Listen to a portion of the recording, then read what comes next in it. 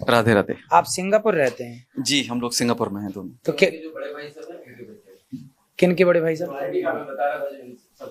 अच्छा, जो नहीं आ पाए। आपके बड़े भाई साहब?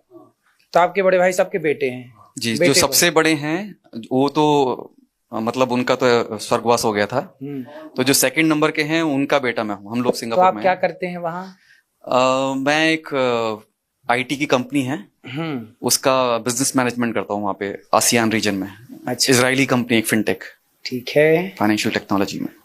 तो आप आज कथा सुने आप? हाँ, हम लोग कथा में आपको क्या अच्छा लगा आज? काफी सारी चीजें थी।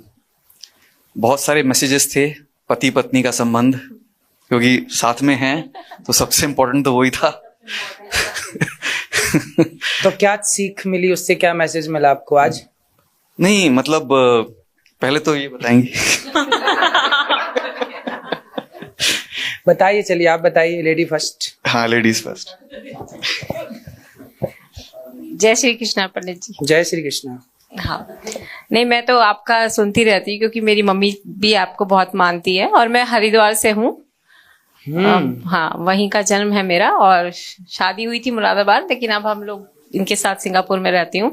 बेटी बाहर पढ़ती है और बेटा सिंगापुर में कॉलेज में पढ़ रहा है। तो सिंगापुर कैसा है? सिंगापुर अच्छा है। भारत से भी अच्छा है? नहीं। नहीं मतलब अच्छा बहुत है क्योंकि वहाँ बहुत शांति है। इसलिए बड़ा देश है? भारत से छोटा है? बहुत छोटा है। छोटा है बहुत, मतलब कितनी पॉपुलेशन है वहाँ की? कितनी है? 55 लाख है टोटल। तो उसमें भारतीय कितने हैं? करीब 10 लाख। 10% है तो करीब 5-5.5 लाख। अच्छा, बाकी वो किन का चाइनीज देश ज्यादा है? है। किन का देश है वो, मतलब कौन है वहाँ के? नहीं, वहां पे एक चीज बहुत अच्छी है। वहां पे मतलब जो चीज हम एक्सपेक्ट करते हैं इंडिया में, मतलब भारत में ऐसा हो जाए, एक आदर्श भारत बनाने की हम लोग एक सोचते हैं जिसके बारे में। क्या है वहां पे ऐसा जो आदर्श है? एक तो हर कोई बराबर है, धर्म के उस पर कोई भेदभाव नहीं है। दूसरा ये भी नहीं है कि जैसे चाइनीज ज्यादा हैं तो उनको स्पेशल प्रिविलेजेस मिल रही हों, ऐसा कुछ। सब लोग बराबरी पे हैं। करप्शन लोग जो है लोकल, वो कौन? वो मुसलमान, वो सब बराबर हैं। मतलब नहीं, वो क्या था, सिंगापुर का देश है वो सिंगापुरियंस का देश है। अच्छा, वहाँ तो कहने हिंदू है, मुसलमान है, हाँ, सिख है, ईसाई, क्या है वो बुद्धिस्ट हैं। जो चाइनीज हैं वो जनरली मोस्टली बुद्धिस्ट हैं। मतलब वो एक अच्छा ज्यादातर बुद्ध धर्म को मानते हैं। अच्छा, इंडियंस में भी तमिलियंस बहुत ज्यादा हैं साउथ इंडिया के। वहां पे कोई भेद नहीं करता? नहीं, वहां पे मतलब सरकार का सिस्टम ऐसा है कि जो सरकारी कॉलेजेस हैं या सरकारी अस्पताल हैं उसमें लोग ज्यादा प्रेफर करते हैं, क्योंकि वहां इक्वलिटी बहुत ज्यादा है। चाहे कोई सीईओ का बेटा हो या किसी सड़क साफ करने वाले का बेटा हो, सब एक समान शिक्षा प्राप्त करते हैं। तो शिक्षा में इक्वलिटी है। यही हम चाहते हैं कि भारत में भी ऐसी शिक्षा हो। तो वो बेसिक चीज इतनी इंपॉर्टेंट है कि जिसके बाद फिर कोई भेदभाव रह नहीं जाता। अगर सबको समान शिक्षा मिल जाए तो वो, प्लस जो वेलफेयर स्कीम्स हैं वो किसी रिलीजन के बेस पे नहीं है। सही है। वो इकोनॉमिक बेसिस पर है। कोई कमजोर है, इकोनॉमिकली बैकवर्ड है, वृद्ध है, तो उनको ज्यादा प्रिविलेजेस हैं। मतलब जो प्रिविलेजेस हैं वो जाति या धर्म के भेद तो पे वहां नहीं। का बेटा अपने माँ बाप की सेवा करते हैं? हाँ, बहुत ज्यादा, क्योंकि चाइनीज कल्चर और इंडियन कल्चर बहुत सेम है। जो हमारे यहाँ श्राद्ध चलता है वहां पे घोस्ट फेस्टिवल होता है, हमारे यहाँ दिवाली होती है वहां पे लाइट फेस्टिवल होता है, लेंटन फेस्टिवल। सो काफी सारी सिमिलैरिटीज हैं चाइनीज और इंडियंस में। जो हमारे यहाँ प्रथा है कि माँ बाप के साथ रहना है, वो एक उनकी टेक केयर करनी है, वो सेम चाइनीज कल्चर में। तो चाइना भी तो एक टाइम पे भारत का हिस्सा था ना? मतलब वो लोग जैसे अगर लड़की की शादी भी होती है तो वो लोग मतलब अलग घर में रहते हैं, लेकिन वहां का सरकार का रूल है कि बच्चे 1 किलोमीटर की रेंज में रहेंगे माँ बाप के, चाहे लड़के के होंगे चाहे लड़की के, क्योंकि उनको अगर कोई प्रॉब्लम होगी। और दूर शादी होगी तो 10 किलोमीटर दूर, 100 किलोमीटर दूर, मतलब इतना बड़ा देश है नहीं ना, तो उनको 100 किलोमीटर नहीं, उनको वो स्पेशल वो ट्रीटमेंट देते हैं। अच्छा, वो देश कितने किलोमीटर का है टोटल? लंबाई चौड़ाई क्या है? करीब 60 स्क्वायर किलोमीटर में है। मुंबई के बराबर। ठीक। नहीं, जो ये बता रही हूँ उसका मतलब क्लैरिटी इस तरीके से है कि उसमें स्पेशल, उसमें क्या है कि जब भी कोई नया कपल शादी करता है वो प्रमोट करते हैं कि टाइम से शादी हो। टाइम से हो। एक कितने टाइम जल्दी शादी करते हैं उन लोग? जनरली 25 to 30 के बीच में। 25 to 30।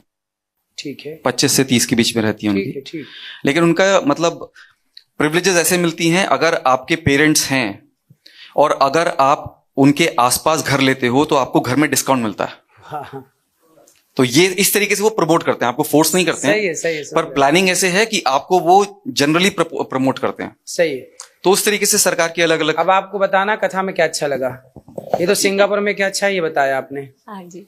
अब कथा में आज क्या अच्छा लगा आपको ये बताना है। कथा में तो वाह वाह है पंडित जी, सब क्या? कुछ बहुत अच्छा है, क्योंकि आज मैंने क्या अच्छा लगा, कौन सी बात नहीं, आपके? आपका जो ये कहना है कि आप दोनों तरफ से कहते हैं, ये नहीं कि लड़की की जो आजकल वो चल रहा है ये कि लिविंग रिलेशनशिप का, वो हम भी उस चीज को मानते हैं, लेकिन आप दोनों को कहते हैं। जैसे मेरी बेटी से मेरी बात हो रही थी तो वो कह रही थी कि मम्मी लड़की की तरफ से नहीं होता, लड़के की तरफ से भी होता है, पर आप दोनों तरफ से कह रहे हैं कि हाँ गलती लड़के की भी है और लड़की की भी है लिव इन में। हाँ, लिव इन में। तो लिव इन में क्यों रहना है, लड़का और लड़की दोनों को ही रहना।